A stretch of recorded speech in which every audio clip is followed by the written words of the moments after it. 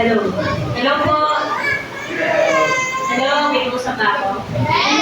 Ayan. Sige, pakisabi ko sa iyo kapatid. Kapatid. Ay, ito ay sabihin sa kanya kapatid. Ako'y nagagala. Ayan. Para po sa announcement lahat, alas 8 na po ang inusan natin. Sinanay akala alas 9, kaya alas 9 namatay. Ayan. Sige nga ha, sino tumating dito na on time? Sino late? Ayan ako kanina kakonti kami, sabi ni nanay, nag-a-adjust pa raw. Actually, last year, I think 2 years ago, ginawa na po natin. Nakita ko sa memory natin, nag-8 o'clock din po tayo. So yan, okay lang po sa inyo 8 o'clock. O gusto nyo, alas 6. Amen. Siyempre, ako rin gusto magpasalamat sa Panginoon kasi itong huli ko to, very eventful po kami. May pinuntahan po kami sa Talim Island po. Mayroon po naging asawa ng kaibigan ko po na yung kanyang tatay at nanay, 50 years anniversary sila. Tama ba? 50 years. So, grabe, no? Sila Pibilan, 44.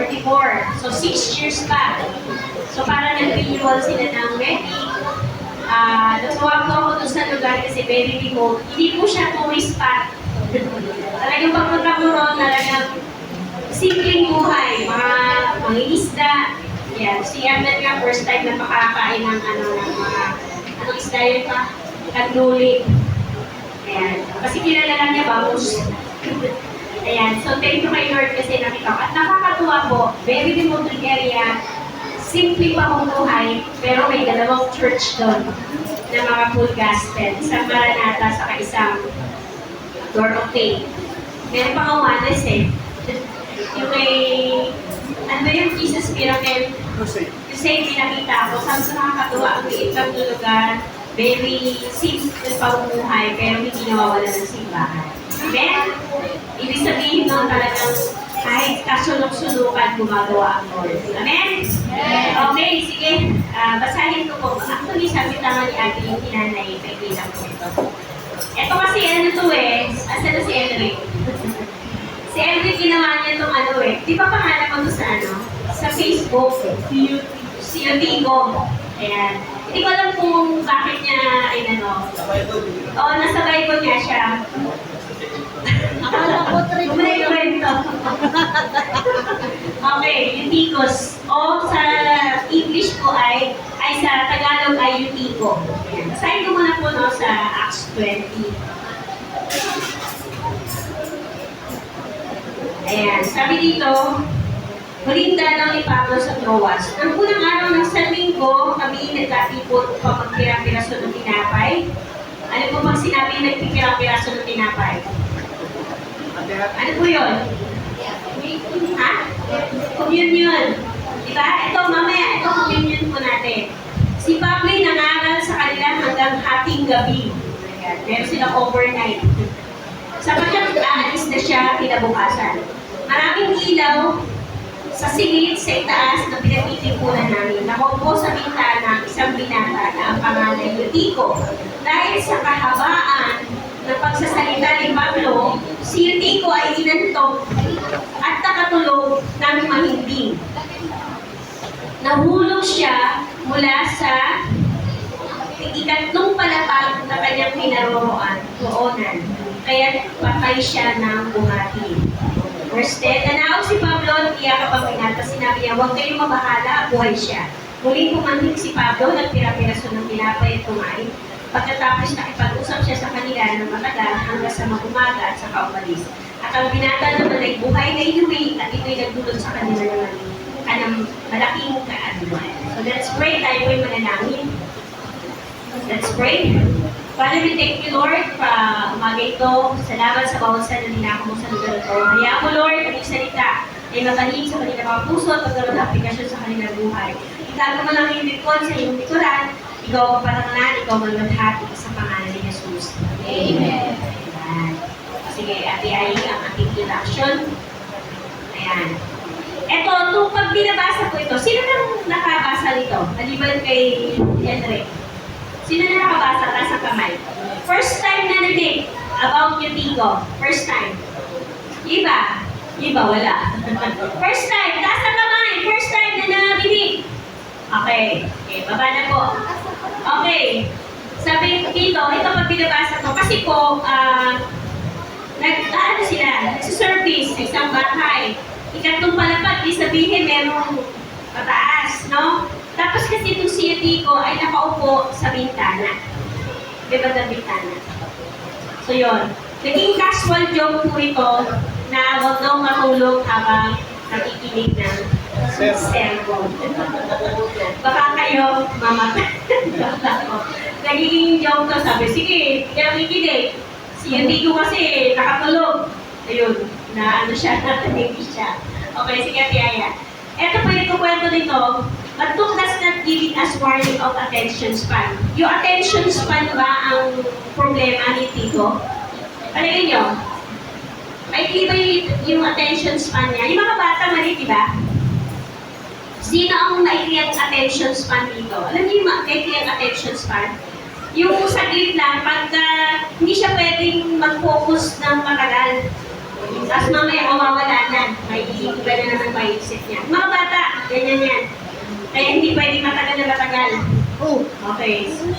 So hindi nag-warning si Luke dito ng word attention span. Ano yung, ito po, nire-reveal po yung type ng church. Yung katotohanan na meron ang church.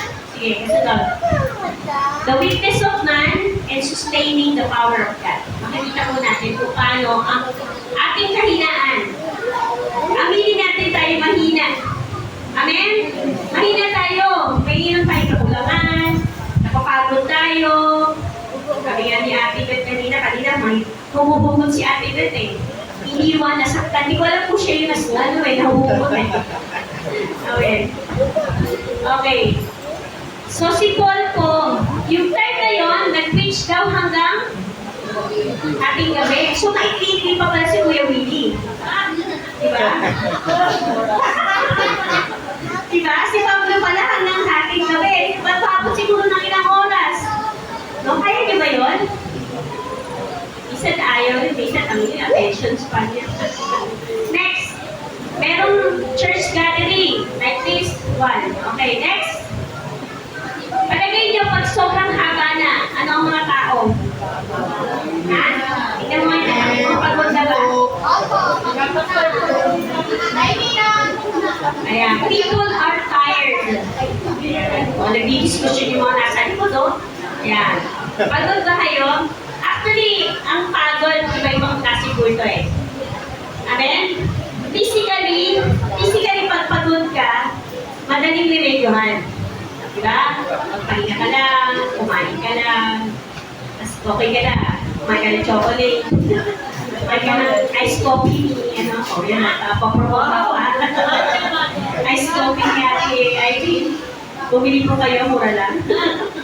Mga ganun po, ang mentally tired, ito yung medyo mahirap, kasi ito yung hindi ka makatulog. Kasi pag may anxiety ka, di ba? Anxiety na, ito kasi yung mga dinadala natin na hindi basta-basta agad mawala. Pero naniniwala po ako kapag ito'y mananampalataya ng Panginoon. Andito pa yung mga anxiety mo, yung problema mo, nakatotohanan naman. Pero, tinatakpan mo ng katotohanan ng mga pangako ng Diyos. Amen? At naniniwala ko na naniniwala kayo na may magagawa ang Diyos. Amen? Minsan, mahirap pag tinitignan natin, nararamdaman natin. Ito, normally, parang hirap mag-step by faith. Kasi ito'y nakikita mo eh. May kakulangan, may sakit, may problema.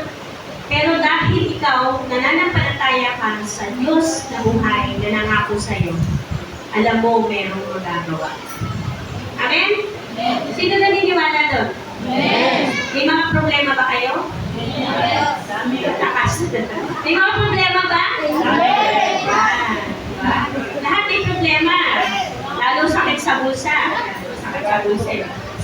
O kaya mga pangangailangan na or hindi man financially, lalo yung problema sa puso o kaya problema sa mga mentally, meron tayong mga iniisip. No? Yung mga tinatawag nila ng overthinker. Sabi ko sa katabi, overthinker ka ba? Ha? Ano ba yung overthinker? Ha? Advance pag-isip. Minsan naisip ko, siguro dahil din sa atin yun eh. Kaya yung mga bata pala overthinker na, nasugatan, di ba? Sabi ko, sige, lalabas ang trend yan. Di ba?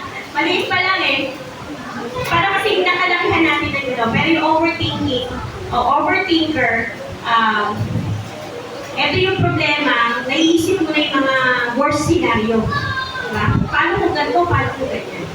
Pero sabi nga, bilang isang mananampalataya ng Panginoon, buti na lang, meron kang Diyos. Amen? Sa tao po, sa atin talaga, mahina tayo. Lagi tayong baksak, lagi tayong fail, laging ito po ay sabi ko sa inyo, hindi ito nababase sa kanal mo sa Panginoon or leader ka man o bago ka pa lang. Ito po ay yung sabi nga of how you paano mo pinamahawakan ang salita ng Diyos sa buhay mo. No? Kaya nakakatuwa po, sabi nga daming mga testimony dito, mga matagal na nawala pero nagbabalik. Amen? Nagbabalik ba? Hello? Yes. At yung mga nandito pa rin, nananatili. Kasi nga nandito ka, nanatili ka dahil kay Lord. Amen. Magkatawa na ito mga kabataan na to. Kasi nga itong mga kabataan na ito, mga lumaki na sila eh. Dati sila maliit. Ngayon, maliit pa rin. Malaki na. Diba? Sa feeling program, mga dagat din sa feeling program eh. Ayan, yan kasi sila Jimmy, yung mga kabatch mo sila, diba? Sila Jane.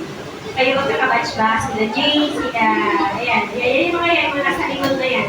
Mga magkakabatch yan, sila yung mga kabataan noon. Ngayon, maganda ba? Okay. So ito po, balik tayo. Siyempre, sa sobrang haba mag-preach si Kuya Willie, ay hindi pala. Si Pablo po, Bibira ka dito, Willow. napapagod na yung tao. Siyempre, hindi ko alam kung kailan sila nag-start. Babangin mula umaga hanggang gabi, di ba? Nakakapagod. Pero ano pa rin si Pablo? People are tired. No? So, pagod. So, ano masunod? The day has been long, the night is getting deeper. Padaling na ng gabi. Kaya nga maraming, ang sabi doon, diba, sinabi maraming ilaw kasi nga, dumilim na. Maraming ilaw. Ewan po kayo, di ba, pag may mga manamlang na nakaka-antok. Tignan mo yung natabi mo, baka natutulog na. Baka kumukurap-kurap na yung mata. Gising ba? Gising ba? Pakipakit ko nga sabi sa kanya, kapatid. Gising ka dyan. Baka magkaya ka tayo piko. Next, the upper room is filled with believers. So, sabihin na natin baka medyo mainit-init pa kasi maraming tao. Next, Paul keeps speaking. Ayan. Si Pablo, kasi po, bakit? Para kasi ang tingin ko kay Pablo kasi ito, kasi bukas aalis na siya. So, ang ginawa niya, parang, alin ko na to, i-all out ko na kasi bukas wala na ako, kailangan ma-teach ko na sa kanila yung lahat na kailangan ko sabihin sa church. Amen? Parang hinahabol niya yung oras na kaya napasarap po ng pagsasalita si Pablo. Ano ba sunod? Ito na si Eutico. Siya po ay natutulog. Siya po ay nakaupo saan? Sa bintana. So, hindi naman tayo pwedeng maupo sa bintana. Wala tayong bintana. Hindi naman siya rebellious. Sabihin, di ba? Normal siya ng Kristiyano na nakikinig. Sunod. Hindi naman siya fearless. Kasi nakikinig nga siya, nandun nga siya, umaten nga siya eh. Hindi siya pala absent, nandun siya. Kaya lang, ano po? Siya ay Pagod. Ano ba tayo? Pagod.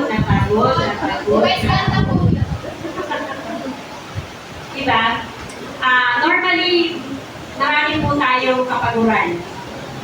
Amen? Isa niya ang nanay ko di ba? Or yung buhay natin talagang routine. Pag-isip ko sa umaga, lalo mga nanay, ang dami na aasikasuhin yan. Hanggang sa gabi. Ang pagiging nanay nga po, hindi na natapos na, akala nyo mga nanay, hindi ba alam ng mga nanay to? Akala nyo ba ang pagiging nanay na may graduation? Wala. May mga addition na, di ba, Nay? At sabi ni Ate Ella kanina, yung mga anak niya, ngayon may mga apo na. Di ba? Hindi na tatapos. No? Simpleng pagod. So, sino nakakaranas mapagod? Diba? Bisa sabihin natin, kailangan ko magbakasyon. Sana all makapagbakasyon, no? Pero ito yung tired na sabihin natin lahat-lahat. Physically, mentally, ano ba? Maaaring spiritually, pagod ka rin. Diba? Hindi mo naman pwedeng, hindi mo pwedeng, ang tao pwede natin kamohin, pwede natin magpanggap. Pero sa Diyos, hindi tayo pwede magpanggap.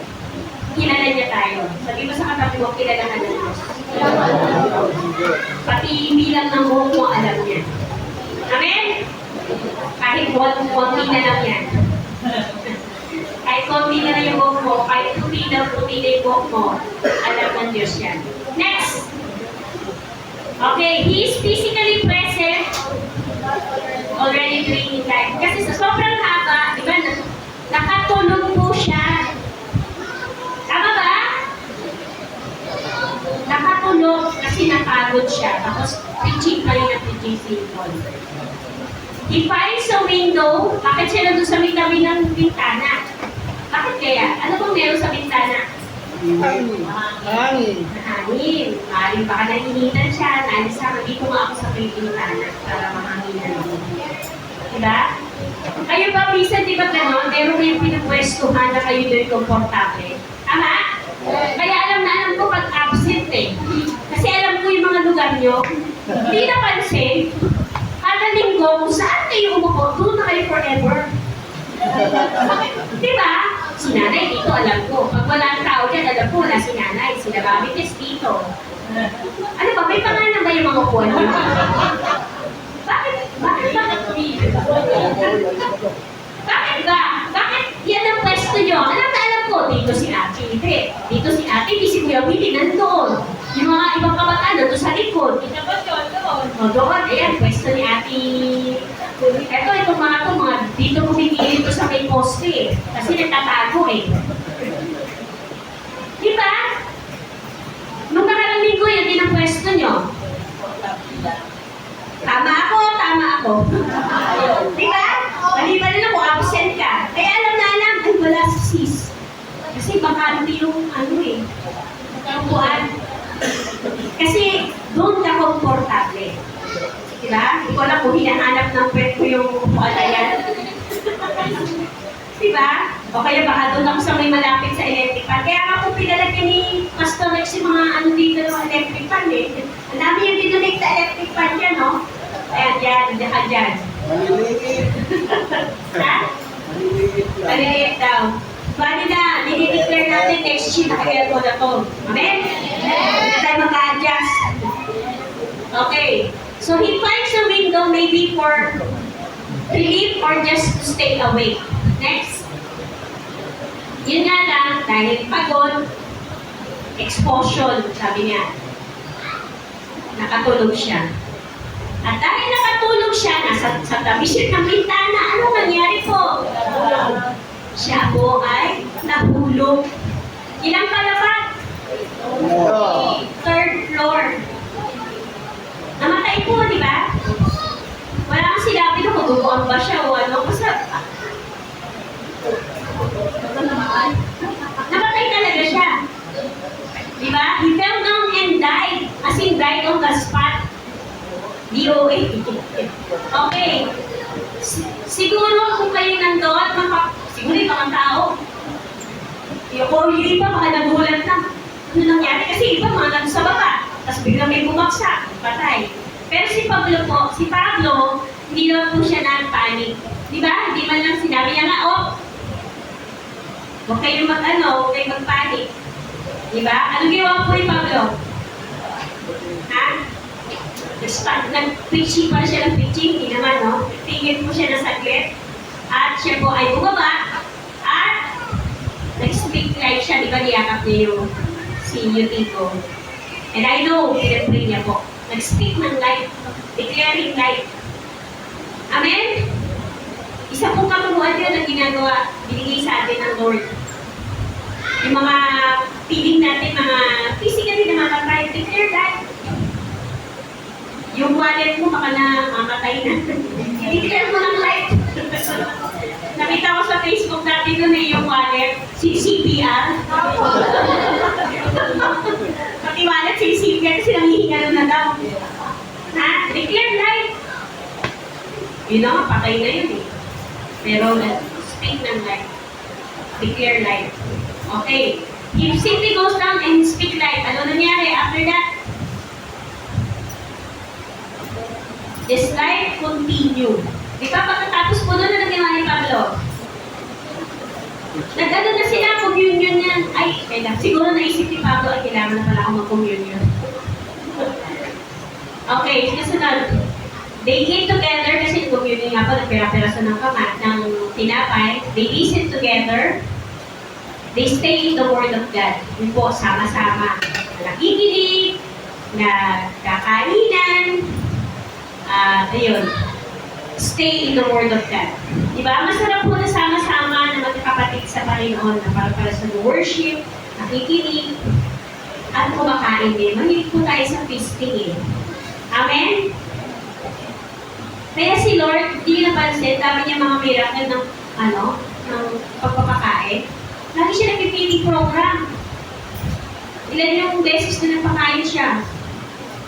Wala kung twice. Kaya yung mga tao, di ba, dapit na dapit sa kanya. Pero nung nag-preach na si Lord ng medyo deeper teaching na bigla mga nakawala na, ay wala nang tinig. Kasi sabi ni Lord, kakainin ko yung katawan niya. Naiba na, no? Iba rin isip mo yung tao. Pero salamat kay Lord kasi kayo, natagpuan niyo kung sino siya. Amen? Amen? Kaya kayo nandito kasi kilala niyo kung sino pinag-ibigturan niyo. Hindi itong church na to, hindi ang mga leaders sa church, kasi ang natagpuan nyo ay si Kristo. Amen? Okay, next. The living word of God. Unang-una po, ang salita ng Diyos, ito ang buhay natin. Ito ang magbibigay ng lakas sa atin. Iwanan naman ng lahat ng anuman dito sa mundo, pero ang salita ng Diyos, ang kanyang mga pangako, hindi kayo iiwan. Amen? Hello? Sino yung mga first time nakanig ng first time nyo lang narinig ang may Eutychus? Yan. Yan. Ibig sabihin niya, hindi kayo masyado nagbabasa ng Bible.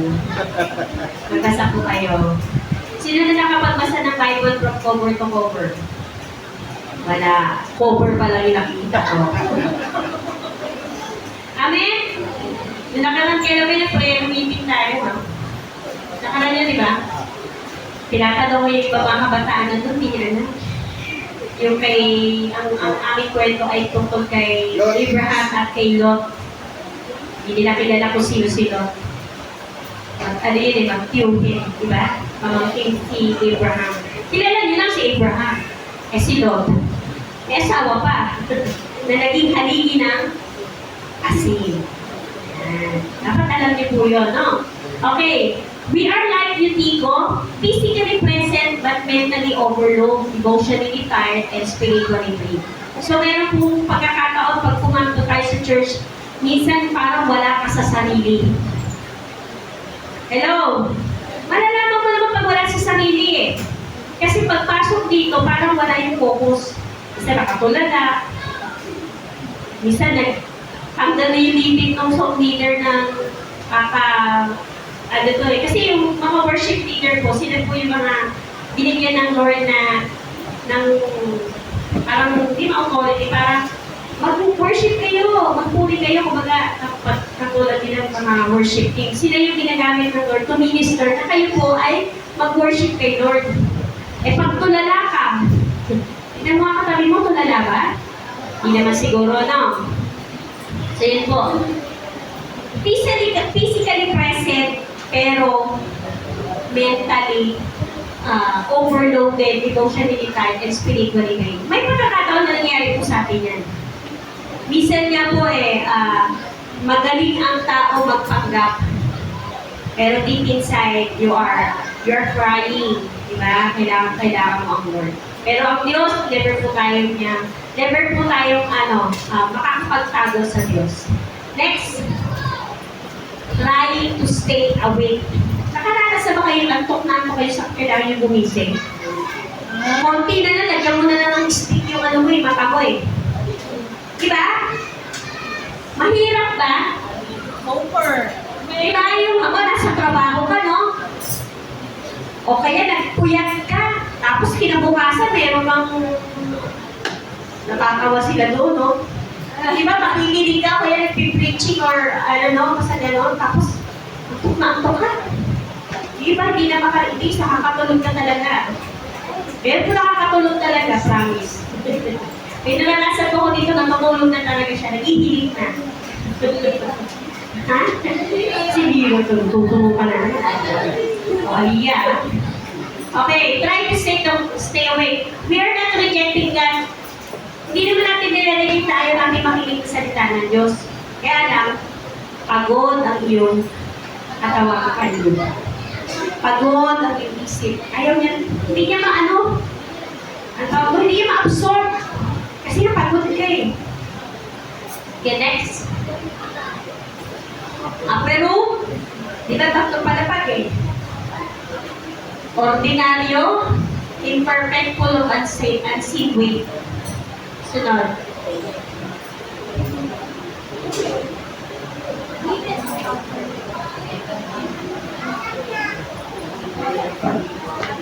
Even when humans stand faith, people fall but God is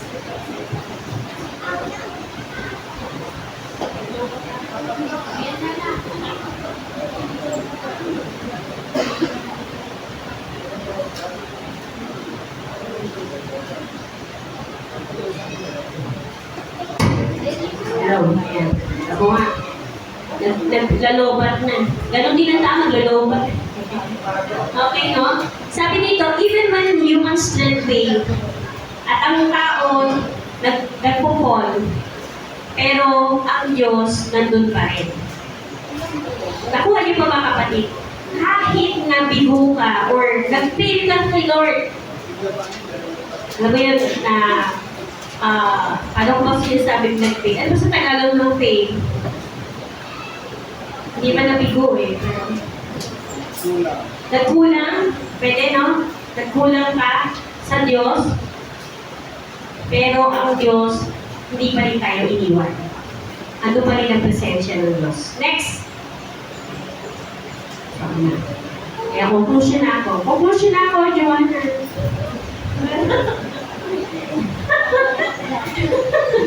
Pumipikit lang mo kasi siya. Hindi po, galing pang gabi ata ito mga to. Ayan, mga exhausted. Yan. Okay. Conclusion po.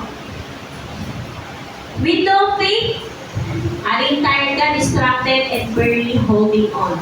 Parang, alam mo yung sinasabi nila, konti-konti na lang yung pisik. Pagkakapit mo. Ayan. Even in our weakness moment, the Word of God is powerful enough in carrying back us again in the life again. Si Tito po, dahil sa kanyang physically tired, exhausted siya, gusto niya makinig ng salita ng Diyos, pero nag-fail siya, bumagsak siya, namatay, pero ibinuhay ng Diyos. Naniniwala ba kayo doon? Na kahit matagal ka nang nawala, or matagal na parang feeling mo, napatay ka na, pero kaya-kaya kang buhayin ng Panginoon. Kaya niya ibalik kung ano ka noon.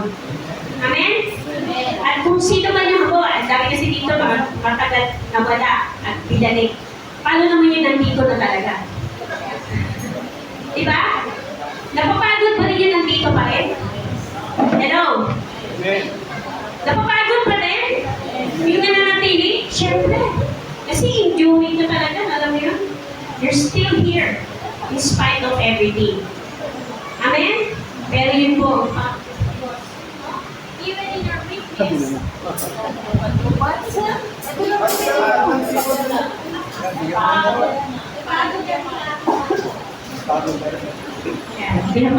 example na, napapagod.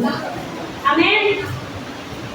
Even in our weakness moment, the Word of God is powerful. Yung salita ng Diyos, hindi nagbabago. Ang kanyang pangako, He is the same yesterday, today, and forever. He will identify. Jesus is the same yesterday and forever. Kung paano nag-miracle ang Lord noon, kayang-kaya niya ngayon. Ang Diyos noon, naghati ng dagat. Tama ka? Ano ba ginawa ng Panginoon? Napakarami. Yan, lumakad sa tubig, nagbuhay ng patay, yung mga bulag nakakita, mga pilay nakalakad, mga pipi nakapagsalita, yung mga bingi. Water into wine. Nakuha niyo po ba kapatid? Naniniwala ba kayo kaya niyo pang gawin ng Panginoon yun? Amen?